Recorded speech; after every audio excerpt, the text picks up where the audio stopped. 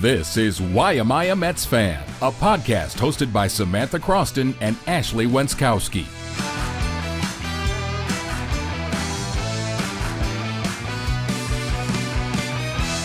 What's up, everyone? Welcome in to another edition of the Why Am I a Mets Fan podcast. That's Ashley Wenskoski. I'm Samantha Croston, and we are two Syracuse-based sports reporters. We've been taking some deep breaths. I don't know how much it's helping, but we're trying to just breathe through it all. EDWIN DIAZ to the Dodgers, and everybody's feeling badly. I can't. Okay, I need to restart before we've even started. I can't sit here with a smile on my face throughout this episode. EDWIN DIAZ is a Dodger. He's no longer a Met. This is the worst case scenario that could have possibly happened. Hello, all of our Dodgers fans. God love you all. Appreciate the support. Nonetheless, EDWIN DIAZ went to the evil empire. EDWIN DIAZ went to the perennial favorites to win the National League, the World Series. David Stearns let EDWIN DIAZ take a little walk, and EDWIN liked what he found. Wait, tell them about the podcast numbers on Spotify. We are very grateful. Circling back around to gratefulness. We are very grateful. We went into our Spotify creator situation today, creator wrapped. And the numbers were truly astounding. We have always done so much better on YouTube on this show. We always post it to all audio platforms, but we saw on Spotify today just a number of really, really exciting things. I believe 422% more listeners than last year, more growth than 88% of shows on Spotify. And you guys listen to us for longer. There's a longer average listening time than 95% of shows. So I do really appreciate that. And let me tell you something, stay tuned today, because the things that I have to say about EDWIN DIAZ, David Stearns, everybody involved, you're going to want to listen. Hang on for 95%. Hell, watch the whole damn thing with what we're about to say about this horrific display by this team. Disaster class. This is an EDWIN DIAZ disaster. Ashley put on her notes, somebody sedate me. And that's all I'm going to say on that. I need to be sedated. But the fact of the matter is, Jeff Passan hit us with none other than a Passan bomb. I was trying to enjoy my day. It was 11:34. Not at 11:34. In the morning. We're first of all normally sleeping at that time. Please. I don't know why I was awake. Yeah, honestly, that's early for you. I don't know. I got up early today. I was anticipating disaster. Closer EDWIN DIAZ's deal with the Los Angeles Dodgers is for 3 years and $69 million, he said. The Dodgers, who were targeting bullpen help this winter, got the best closer on the market, setting a new AAV record for relievers. Diaz has been in New York for over 6 seasons. Diaz has been in New York for 6 seasons. He also finishes third in Mets history in saves. He had a 2.93 overall ERA in 332 appearances as a Met, not to mention an absolute fan favorite and, quite honestly, one of the best players on this entire team. Not to mention, you just shored up the exact area of concern for your rival Los Angeles Dodgers, who were targeting a closer and late inning relief. Not to mention, you guys, I have tried to find the positive in some other things that have happened this offseason, okay? The Brandon Nimmo trade, other things. I have tried to grasp at the light. I'm losing my grasp because there's really no light in this one. There is no world, zero planet, it does not exist, in which the New York Mets are a better team without EDWIN DIAZ next season. The New York Mets got worse today. My father, longtime listener, first-time caller of the show, texted me when this news broke, and he said, we keep getting worse. We are not getting better in terms of the Mets. And that's how I felt, and I feel like a lot of fans have felt throughout the beginning of this offseason and into the beginning of the winter meetings. I mean, today really taught us, like we had a few too many highs, you know? We were getting a little too big for our britches last year. I can admit that. Juan Soto, everything was just going a little too right. And the thing about being a Mets fan is that's not how things are supposed to go for you. Things will circle back around. The karma monster will come back around to get you. And that's what happened with EDWIN DIAZ. Death, taxes, and the fact that the New York Mets are gonna Met until the end of time, until you're gone, I'm gone, and we're all dust. Woo! I'm not done. I'm very far from finished. Just getting started. No, honestly, I agree with you about the fact that I even think about this, which I sent you this text earlier, but my mom, also longtime Mets fan, has gotten more into it as the years have progressed. But like for my mother, in December, in the offseason, during the winter meetings, to be texting me with no context saying, I'm so upset. Like, you have my mom in shambles in the offseason. I mean, this is a woman on Long Island. This is serious. This is serious stuff that's going on if you are a Mets fan right now. Screams were heard throughout the New York metropolitan area. I'm going to say it, screams were scrumped. Screams were scrumped. That's just the kind of day that it was. All right, let's talk about some of the things that happened. Let's kind of pick this apart piece by piece. Contract takeaways. Ashley puts as her first bullet, mini market Stearns strikes again. Back at it again for more. Let's put a little asterisk and just say that later on in the episode, we're going to be talking about other things that came out, like the fact that it did seem like EDWIN DIAZ wanted to go to the Dodgers, like the fact that it seemed like EDWIN DIAZ didn't give the Mets a chance to bid higher. Ashley doesn't want to talk about that. I'll talk about that unfortunate reality in a minute. But it's true, in a minute. I just want people to know we know that. But the point is, mini market Stearns strikes again. The Mets offer to EDWIN DIAZ was for 3 years and $66 million with modest deferrals. As far as we know, that was the last offer they were able to give EDWIN DIAZ before he decided what to do. Yes, because Anthony DiComo then went on to report today that the Mets indicated they had like slight room for improvement with that 66 million number. DiComo said that DIAZ did not circle back to the Mets and allow them a chance to counter the Dodgers' final offer. Check that. And you know what? Yeah, like I want to sit here and be like, so this is over $3 million. This is ridiculous. Do I think the Mets would have maybe gone up to $69 million if they were given the chance to? You know, $3 million is like pocket change in Steve Cohen's couch that he finds instead of the quarters.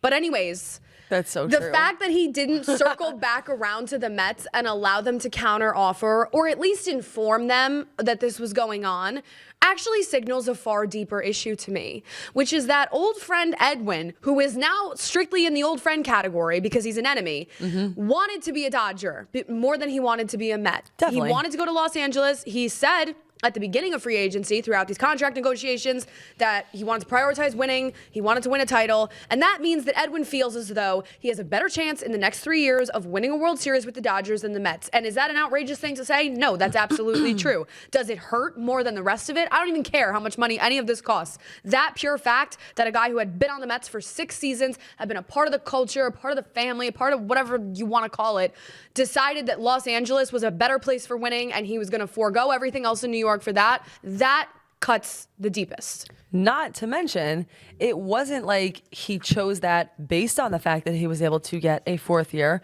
or a 5th year or a ton more money. This was a deal, you know it and I know it, that the Mets absolutely could have matched, if not gone higher. And quite honestly, they might have. That's the only reason. Listen, I was on the same boat as you. When I found out this news earlier today, I was ready to say that Stearns, and I might still be able to be ready to say this, is completely outside of the circle of trust. But I don't actually think this was all Stearns' fault. EDWIN DIAZ did not want to be here. Understand that. Accept that, yo. Because I'm telling you, he was not interested in being here anymore. That could be because he wanted to win more. Certainly a place to go if you like winning. That could have been because there was an issue with the culture or the chemistry of the team. I don't know. But if you're a Mets fan, you have to face the fact that I actually think that the Mets were willing to shell out a little bit more money. And the fact that DIAZ legitimately said, I don't even want to hear what your offer is, tells me everything I need to know about where he was at mentally. That is heartbreaking. That's worse. That's so much worse because it means it wasn't necessarily a Stearns thing. It wasn't necessarily an ownership thing or a decision maker's thing. It was an EDWIN DIAZ thing. And where the F does that leave this team? Because I told you this maybe 2-3 weeks ago, and I still feel the same way now. I was fine with Alonso, take it or leave it. I felt like DIAZ was a non-negotiable. I agree. Because we're going to get into this in a second, but the bottom line is what that means, especially based on what past events have shown me.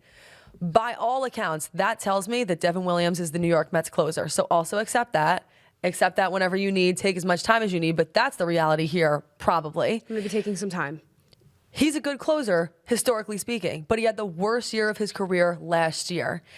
And I don't know that I feel comfortable with somebody who was folding in high-pressure situations as recently as 2024. And neither did the Mets because after they signed Devin Williams, they did not anoint him the closer and said that they were still shopping for late-inning relief help. That was purposeful. If I think if the Mets were settling on Williams and that was a conscious decision by Stearns, they would have said that at the time. Everybody and their mother knew that they still wanted Diaz and that they wanted it to be a 1-2 situation. That's not a good sign when you think about Devin Williams, who I'm choosing not to think about at this very moment. But to your point about like Diaz just choosing the Dodgers and how much that hurts and whatever, I also think, which I'm going to also bring up regarding Pete Alonso in a moment, because we have some things to say there as well regarding the winter meetings. It's not fully, like you're saying, it's not fully David Stearns' fault, I guess. But why are we coming in with these low ball offers to begin with? Why are we out here seeing just exactly how many pennies we can pinch together to save a few bucks on guys that, frankly, we can't afford to save a few bucks on, such as Edwin Diaz? David Stearns, there's something going on here. I'm going to reel myself back in. There's something going on here. Good for you. In regards to Edwin Diaz and Pete Alonso and these players they're negotiating with, not named Juan Soto, that they're not willing to fully like show all the cards, fully lay everything out on the table, fully, agree to what people want. I guess what I'm saying is think about it from a player's perspective for a minute. If you're Edwin, if you're Pete, why is my own team that in Pete Alonso's case I came up with and I've played here for damn near, my whole career, years and years. Why are they lowballing me? Why aren't they prioritizing me? Why are they letting me go talk to other teams? Why aren't they making it known far and away above anything else that they want me to be a New York Met for life? I understand that. And I was going to say, I think that is likely the way that you combat something like this. Because when I think about the fact that the offers were relatively similar as far as the Dodgers and the Mets are concerned, I think in my head, surely the Mets would have bumped it up. But I hear where you're coming from. If the Mets went in there hot and even overpaid a little bit, but they started there, then what? Isn't that a strong way of negotiating in a way? Because now you are really putting pressure on the Dodgers or whoever else to meet you there. I understand that in a bidding war or whatever it was, it makes sense to start slow and low and then kind of use slow increments to get up. That's just the way you do things in the business world. I mean, my point is Steve Cohen didn't become a billionaire by not doing things like that. Well, certainly. But I think in this instance, in this situation, I agree with you. Players' feelings matter here. Emotions matter here. And I will never quite understand unless we find it out, and then I'd love to know. But it strikes me as really, really odd that Edwin Diaz wouldn't go back to the Mets and at least see what they wanted to put on the table. And I'll tell you one thing I think this all comes back to, quite honestly. Mini Market Stearns, that's a mindset. That's a mentality. And he wasn't born that way, okay? He developed that in his time in Milwaukee. Mini Market's mindset in Milwaukee. Chew on that. Mini Market Milwaukee. That's what happened when you're, and this is the thing. I actually thought about this today too. When I think about forget about the Mets. Think about David Stearns. Think about Steve Cohen and what they want their legacy to be. No one really, fans included, and we talk about this money like, well, it's nothing. It's chump change. We don't have anything. $3 million, drop in the pan. $3 million would change our entire lives. But the point is, like, nobody ever is going to remember their legacy by saying, wow, they were really able to save money on that player. Like, nobody ever says that. Nobody ever commends you because you were able to save the team money. They commend you and remember you in an ownership or a decision-making position because you helped the team to win. The only place where I can think of where there would be a team that would feel really grateful for a situation like that is a place like the Milwaukee Brewers. Because if you're not able to compete in some of those bigger spots, then you really do have to have an eye for talent at some of the people who other, big market people aren't looking at. But this isn't that market. This is New York. This is the Mets. You have one of, if not the richest owner in all of baseball, yeah? The richest owner in baseball. The richest owner in baseball.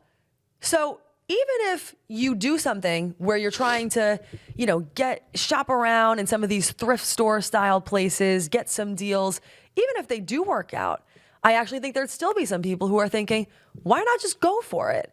And we've sat at this table for months on end and said, this was the issue with the way that the Mets planned their entire offseason last year, is every single move felt a little bit too cautious, and we wanted them to go big outside of Juan Soto, which they went huge on. Sure.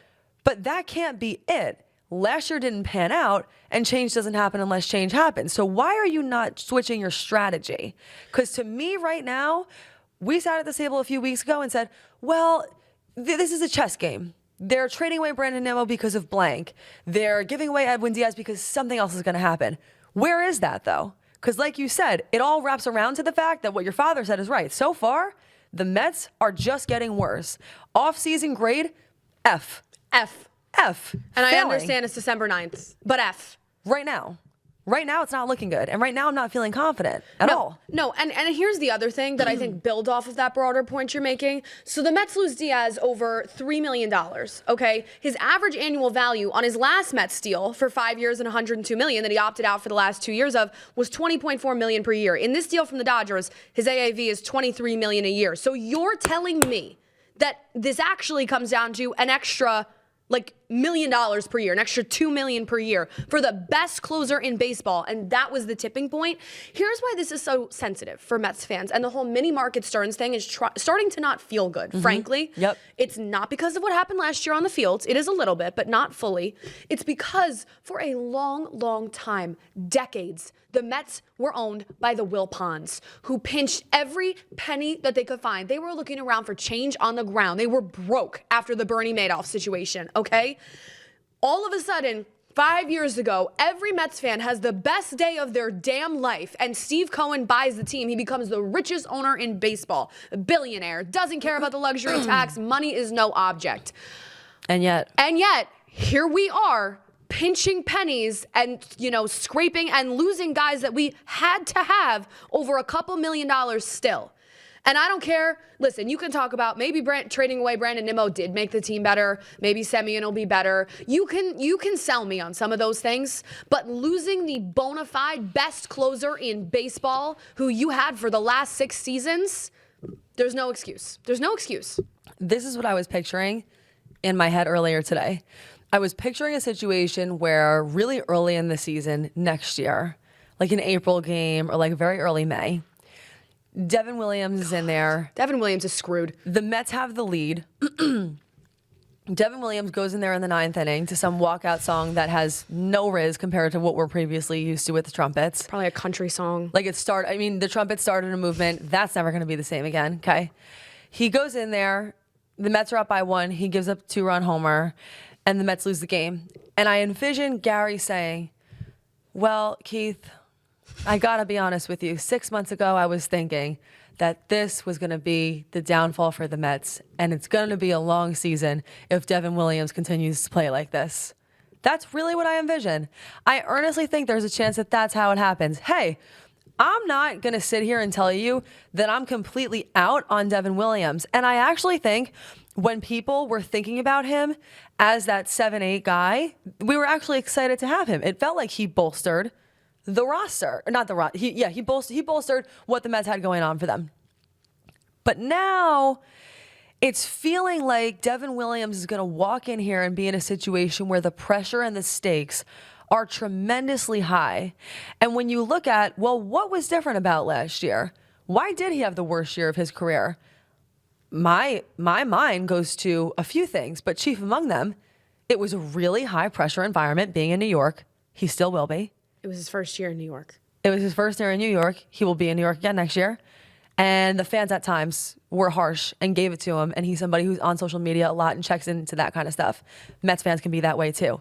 Not a lot's changing for him from an emotional, mental, psychological standpoint. And I kind of feel like that was some of what got in the way last year. If you really look at the times where he was giving up runs, I think it was a pressure thing. That's what makes me nervous. The best way to get some dude out of a rut like that who had an issue with high pressure situations is to put them in lower pressure situations. And then they get to develop consistency, then they can be used in higher pressure situations again. Being in the 9th inning, not a low pressure situation at all. The unfortunate reality is that no one was sold on Devin Williams being the closer, including David Stearns, including himself. Yep. In 2025, a lot of things went wrong for the New York Mets. Some things went right for the New York Yankees. Some things went wrong for them too. But when you looked at in the Bronx and in Queens, well, Queens had the better closer. And now the Mets just walked over to the Bronx, downgraded, let their guy go to Los Angeles, the worst possible place, and now have the downgraded replacement for Diaz. There is just no way that you can talk me into, even if Williams has a positive season, I mean, even if he's all right, if he rebounds from last year and he is a good closer, maybe he saves 40 games and we'll all eat these words in September. The unfortunate reality is that when you're the Mets, and if you hope that you make it to the playoffs and you're playing the Dodgers in the NLCS, if you are even lucky to get that far, and you see Edwin Diaz trotting out of the bullpen to the trumpet song to face you, the very thought and idea and concept of that makes me sick. Like, I'm gonna be sick. The organist could be like playing the tune. You know, I mean, who knows how they could spice it up, really? It's going to be an electric intro. And forget about that, okay? The heartbreak you're going to feel, the pain when you see him walk out. What about when he leads the Dodgers to another World Series? Don't start with me. If the Mets winning a World Series felt like a country away, it feels like a planet away now. Because the richest team in baseball in terms of what they had to offer, which was far and away the Dodgers, just got richer and actually filled in my opinion, one hole that they had. They didn't have a good Correct. closer situation. They had an issue closing out games. It still didn't get in the way. They won a World Series. Remarkable. And if now they have that. Right.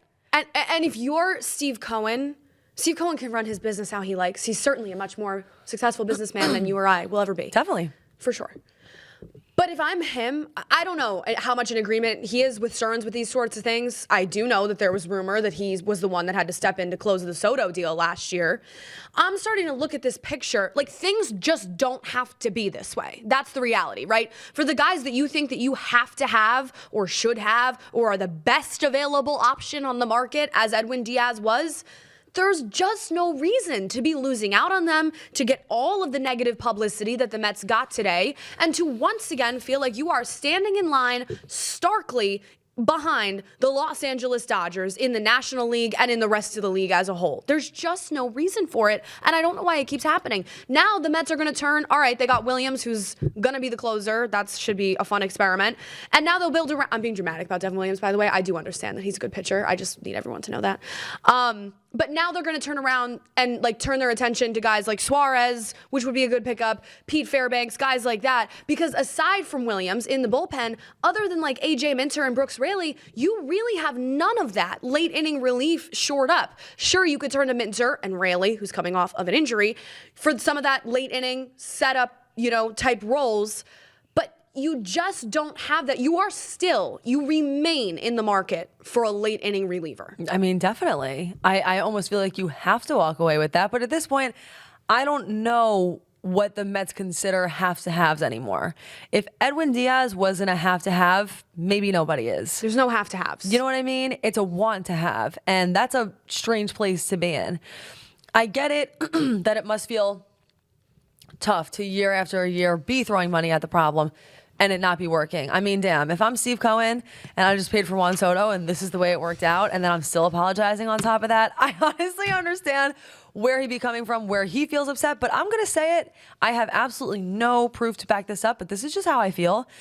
I don't think that Steve Cohen is the one who's saying don't spend the money. No, I don't think he is either. Because again, we shan't forget, he is a real life New York Mets fan. He's just a really rich one. So why wouldn't he want to throw money at the problem? Why wouldn't he want to be the person who helps to lead the Mets to a World Series when he's been following this team his entire life?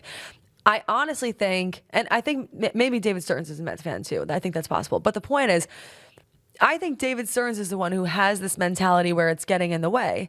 And for a while, everyone was like, well, he's a mastermind. He really has an eye for disaster mind, hidden talent. But sometimes you can just see the talent. They're visible. They're here. And they say, look at me. I'm great. And that was Edwin Diaz, and we all knew it. You didn't have to search. You didn't have to look around. You had it. Right there in front of your face. The best one. The number one. Not the number 2, not the number 3, not the number 67 that you plucked off of the relief pitcher pile in AAA in the minor leagues that you found on some scouting report. You had the number 1, and you let him take a walk to the very team that can and will prevent you from winning a championship in the next 5 to 10 years. I agree with you. That's what I was insinuating, is that I don't think it's a Steve Cohen problem. Maybe that means it's time for Steve Cohen to have an unfortunate discussion with David Stearns. Right. I'm sure they're in close contact. We know nothing about that. But I'm just saying, I don't. This isn't necessary. Like, No. you look at, it's just not necessary. Steve Cohen just sold his like gold toilet for like $10 million. This is the most unnecessary thing that they keep losing players that I guess they want. But I know then there's going to be another argument that says, well, Diaz is getting older. Maybe they didn't want to. 3 years. Guy's going to be a free agent again by the time he's 35. Right. This was not a long-term, oh man, we really don't want to pay him for 5.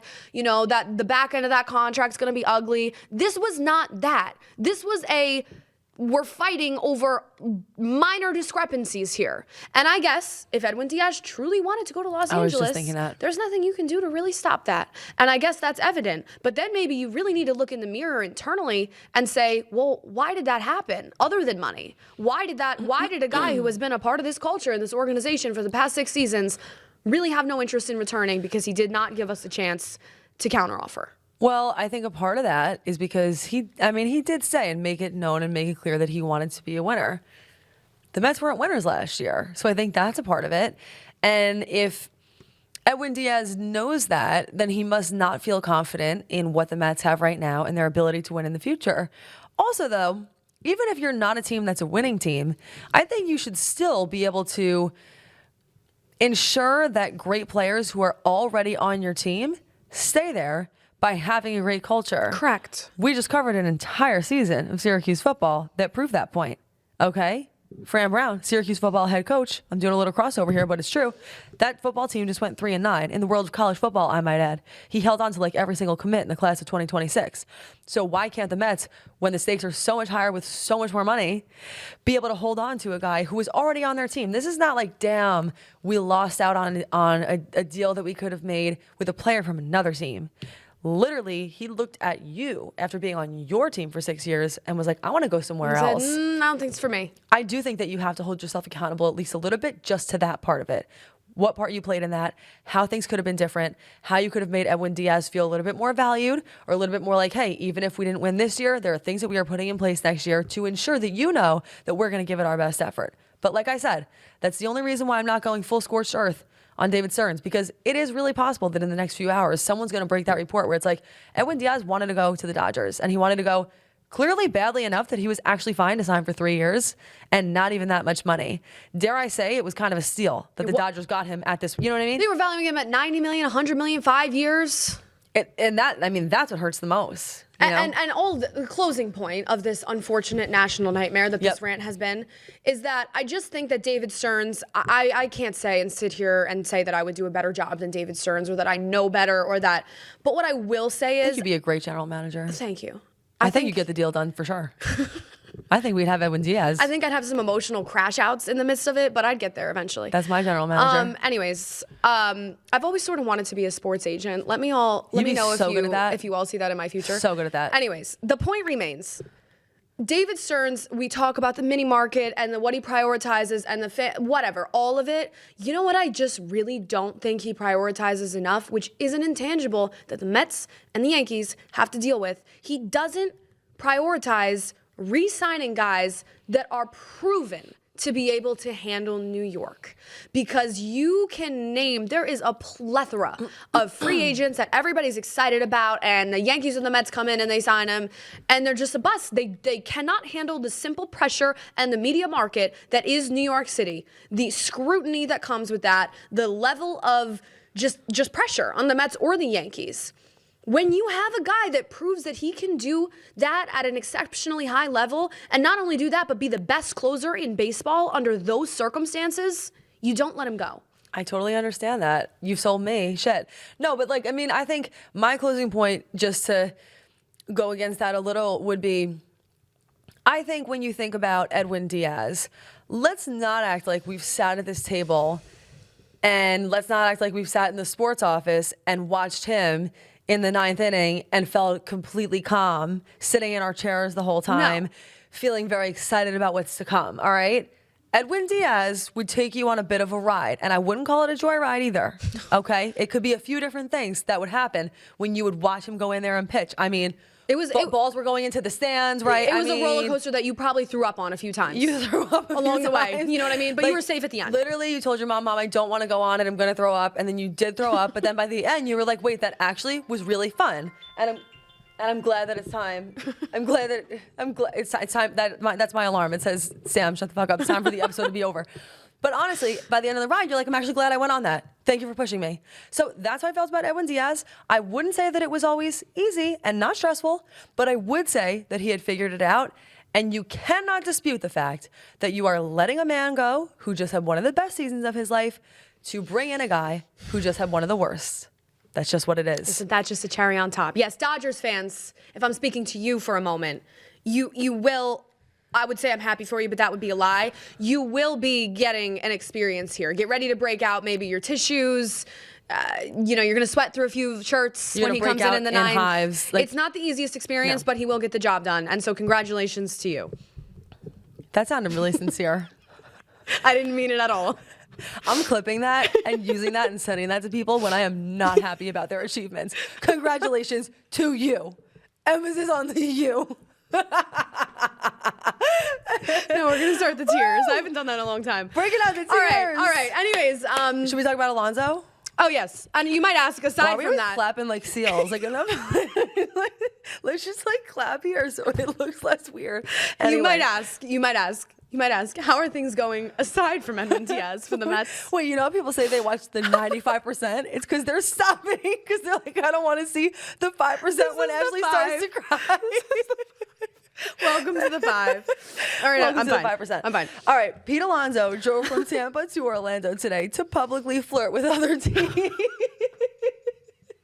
She put a smiley face after that. On top of all this, Pete Alonso's cheating, okay? On top of everything else. No. David Stearns indicated the Mets don't need to meet with Pete Alonso in person this week because both parties know each other so well. No, both parties just love each other so much. But he did call Alonso a priority. Then go hang out with your girlfriend. He literally, it's the equivalent of Pete Alonso's your wife, and you're like, no, just go hang out with 3 other chicks. I'll be right here, though. We don't need to talk about it, and I trust that you'll come back to me. How often does that become successful in real life? We'll be in touch. We'll be in touch. No. For a serious note on the Alonso stuff, that's just another thing that we'll be in touch. I'm gonna have to cut this. We're literally. This is bad TV. Our director. We'll be in touch. Okay, we'll be in touch that is such terrible foreshadowing. I don't even know where to start or end.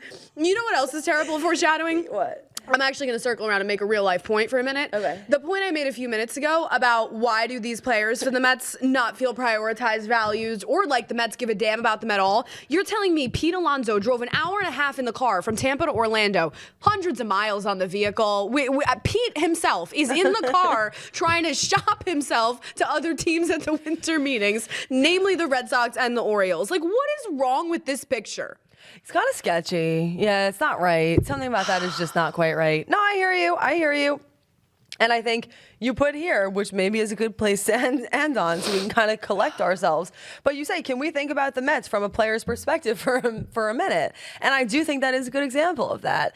I don't get the feeling, maybe this is the overarching point, I don't get the feeling that the New York Mets players feel like they're being valued for one reason or another. It could be so many different things. Soto definitely shook the whole thing up in some sort of way.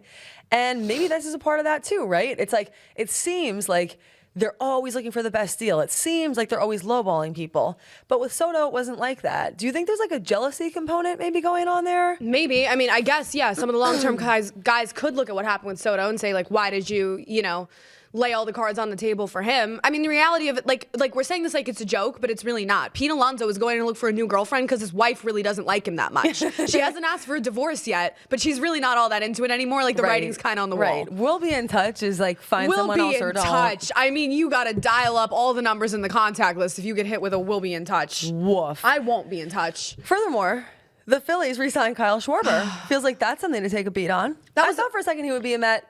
I know Ashley wasn't really into that idea. Yeah. I thought it could have been. I mean, at this point, I'm just feeling like I'd like to see bolster is a word that comes to mind. Where's the bolstering? The boosting. Where's the boosting? The growth. I'm not seeing any of that happening. The development. It's not there. Phillies. Good job, Phillies. A perfect example of locking down one of your, if not your, best player, Kyle Schwarber and the Philadelphia Phillies were able to finalize a 5-year, $150 million contract. Wow. The NL MVP runner-up, one of the best home run hitters and clubhouse leaders in baseball, is returning to Philadelphia. That was said by Jeff Passan in another Passan bomb. He's having quite the day. Quite the day.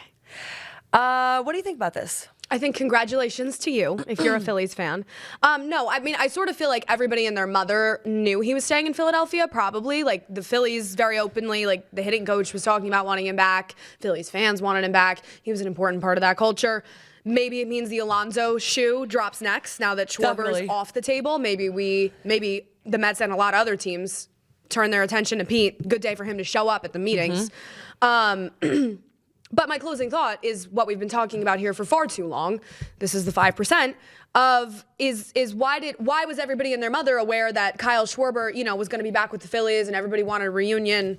Nobody's ever aware that anybody wants to be back with the Mets, including Pete Alonso. I know. Thanks for calling. They won't be in touch. Nobody's going to be in touch. Which, listen, I'm also going to say another thing.